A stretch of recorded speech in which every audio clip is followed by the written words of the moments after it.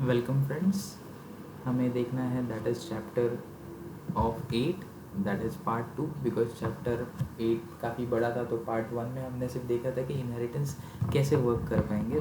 Now we are looking for the chapter 8 part 2। Same उसी concept को लेके चल रहे हैं। ऑब्जेक्ट ओरिएंटेड प्रोग्रामिंग में हम जो पहला कंसेप्ट देख रहे थे इनहेरिटेंस, जो लास्ट चैप्टर में हमने देखा था कि सिंपल और मल्टी लेवल इनहेरिटेंस के बारे में, अब हम पढ़ेंगे मल्टीपल इनहेरिटेंस के बारे में। अब मल्टीपल इनहेरिटेंस के बारे में अगर हम पढ़ना चाहते हैं तो जनरली जावा फ्रेमवर्क हो गया या डॉट नेट फ्रेमवर्क हो गया, तो हम बोलते हैं कि एक प्रॉब्लम है हमारे साथ, that problem is multiple inheritance is not supported by Java. अब ऐसा क्यों? तो सबसे पहले उस प्रॉब्लम के बारे में समझते हैं। तो सबसे पहले हम मल्टीपल इनहेरिटेंस की डायग्राम समझते हैं। तो दो या उससे ज़्यादा बेस क्लास अगर हम किसी एक डिराइव क्लास के पास लेके आएंगे तो उस आर्किटेक्चर को हम बोलेंगे मल्टीपल इनहेरिटेंस।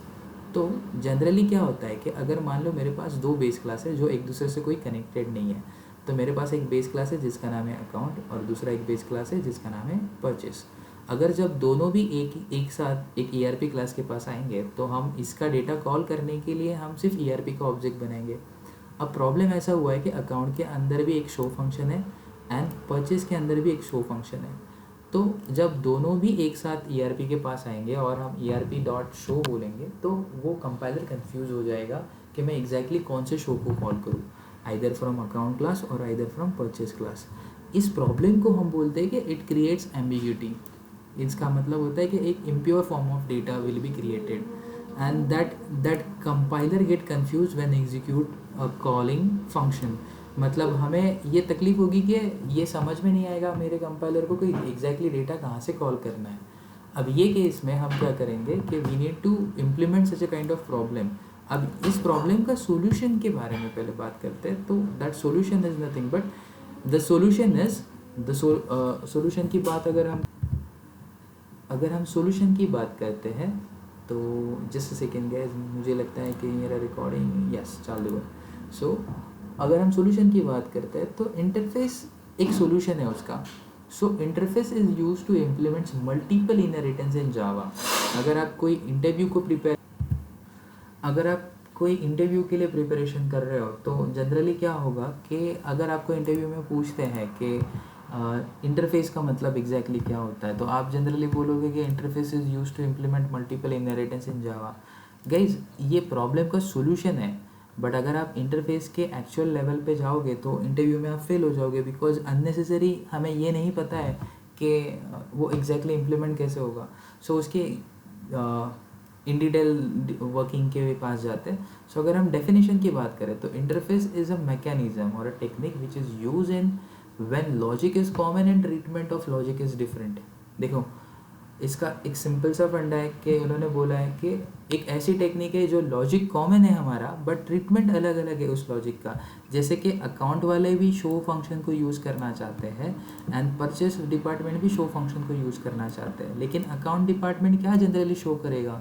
दोनों को डेटा शो ही करना है, लेकिन अकाउंट जनरली शो करेगा टैक्सेशन और उसके टैक्स के कितने परसेंटेज होते हैं, कौन से टैक्सेशन बाइफर्केशन है। एंड परचेस डिपार्टमेंट क्या शो करेगा कि हमने कितना मटेरियल खरीदा है या क्या है।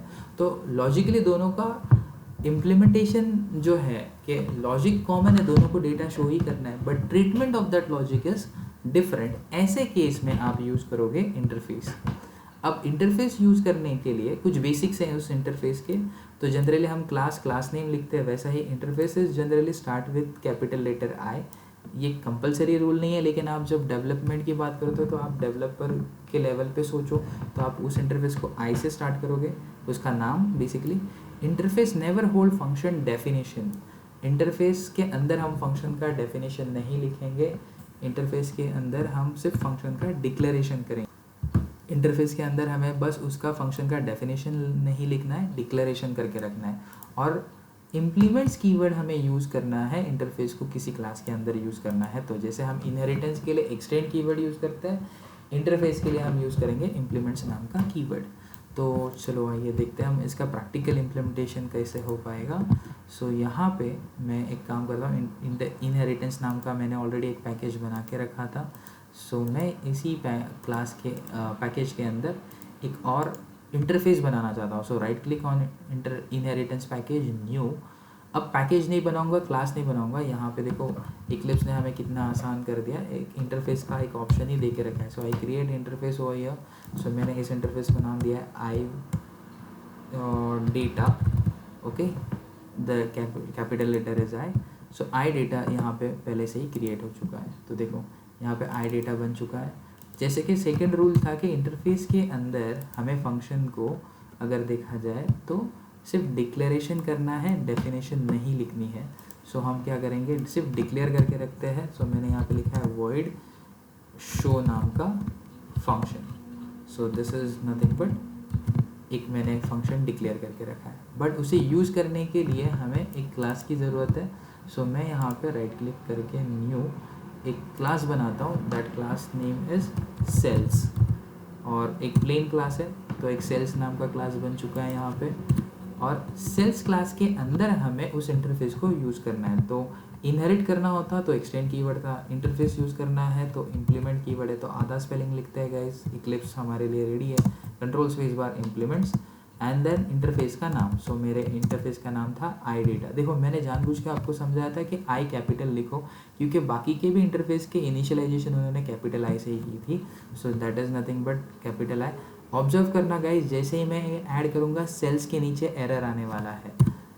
देखो आ गया एरर सेल्स के नीचे। अब ये इसलिए बोल रहा है कि इसका कहना है कि आप जो इंटरफेस यूज़ करना चाहते हो उसके अंदर आप एक फंक्शन डिक्लेयर कर चुके हो, लेकिन यहाँ पे आप वो फंक्शन यूज़ नहीं कर रहे हो। सो सॉल्यूशन है, जहाँ पे भी आपको इक्लिप्स में एरर आएगा, आपका माउस पॉइंटर उस एरर के नीचे लेके जाओ, जैसे कि मैंने उस एरर पे लेके गया। तो उसने एक सोल्यूशन दिया है, ऐड अनइम्प्लीमेंटेड मेथड्स। जो मेथड अभी तक इम्प्लीमेंट नहीं हुए हैं आप उसे ऐड करो। सो आई सिंपली सिलेक्ट दिस। देखिए शो फंक्शन का डेफिनेशन यहाँ पे आ चुका है। डिक्लेरेशन मैंने वहाँ पे किया था, डेफिनेशन यहाँ पे करना है। सो ऑटो जनरेटेड कोड है, हमें बस उस हमारा लॉजिक यहाँ पे इम्प्लीमेंट करना है। सो यहाँ पे मैंने एक मैसेज लिखा है, see this is show function use in sales class. It's very simple, this is show function use in sales class. So save करके रखते हैं इसे। अब कॉल करने के लिए हमें एक मेन फंक्शन की हेल्प लेनी पड़ेगी। सो मेन फंक्शन के लिए हम और एक बार राइट क्लिक करते हैं, न्यू एक क्लास बना के रखते हैं, that class name is multiple inheritance.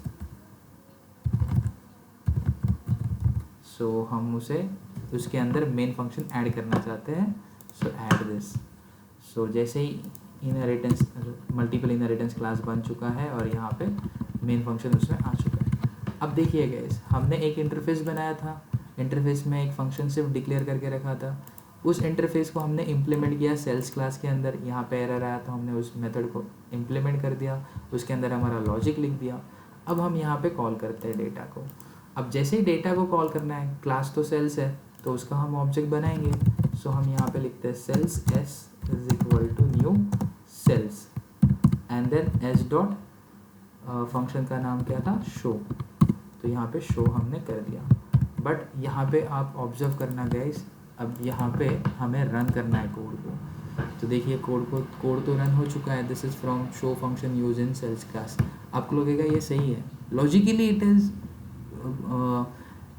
Differ मेरे ख्याल से। जैसे आप देखो, आप शो फंक्शन के ऊपर माउस कर्सर लेके जाओ, यहाँ पे देखो वो क्या बता रहा है, ऑब्जर्व करिए। ये बता रहा है show is a part of sales, but actually अगर हम सोचें तो शो हमने डिक्लेयर कहाँ पे किया था, इंटरफेस के पास। तो वो इंटरफेस का नाम देना चाहिए था आई डेटा, उसने सेल्स का नाम दिया है। सो आप एक चीज़ हमेशा ऑब्जर्व करना, ये इंटरफेस का पार्ट नहीं बना है अभी तक, तो उसके लिए हम यहाँ इस कोड को कमेंट कर देते हैं और उसी को हम थोड़ा और एक्सटेंड करते हैं। जैसे कि डेटा हमें इंटरफेस से लेके आना है। सो मैं ऑब्जेक्ट भी इंटरफेस का बनाऊंगा, आई डेटा मैंने ऑब्जेक्ट बनाया, I is equal to new. अब यहाँ पे एक गलती मत करना कि आई डेटा मत लिखना, क्योंकि आई डेटा लिखोगे तो मेमोरी इसके लिए बनाएगा। तो कंपाइलर जब यहाँ पे आएगा तो उसको ये ऑब्जर्व होगा कि शो फंक्शन का डेफिनेशन है ही नहीं, सिर्फ डिक्लेरेशन है। तो उसके लिए आप मेमोरी उसी क्लास की बताओगे जहाँ पे उस शो का एक्चुअल कोड लिखा हुआ है। तो शो का एक्चुअल कोड कहाँ पे लिखा हुआ है, सेल्स के अंदर। So here I put the memory is from sales department. So I pass the memory of sales department. Sales की मेमोरी भेजी, इसका मतलब ऐसा नहीं कि पूरा का पूरा डेटा आई के पास चला गया. उतना ही डेटा आई के पास चला जाएगा जितना इंटरफेस से रिलेटेड है. इससे क्या होगा कि मेरा डेटा सिक्योर भी हो जाएगा और जितना डेटा चाहिए था उतना ही डेटा जाएगा. So now I call I dot, that is the function name is show. अब आप ऑब्जर्व करो, शो के ऊपर मैं माउस कर्सर लेके जा रहा हूँ. देखिए अब ये सेल्स का पार्ट नहीं है, ये इंटरफेस का पार्ट है. So this is the logically correct way to access the interface function. So अब इसे देखो, now this is the show function use in sales department, वही आउटपुट वो दिखा रहा है. So this is basic working of interface guys. ये क्या हो गया, ये शायद आई थिंक ये वर्क नहीं हो रहा था. Okay, so this is the way to deal with interface. सो ये मेरा कंसोल मिस्टेकली उधर चला गया था, तो मैं इस कंसोल को शिफ्ट करने की कोशिश कर रहा हूँ गाइस. आई होप ये कंसोल इधर शिफ्ट हो जाए समहाउ. ठीक है, वो हम नेक्स्ट पार्ट में देखेंगे. Meanwhile, thank you so much.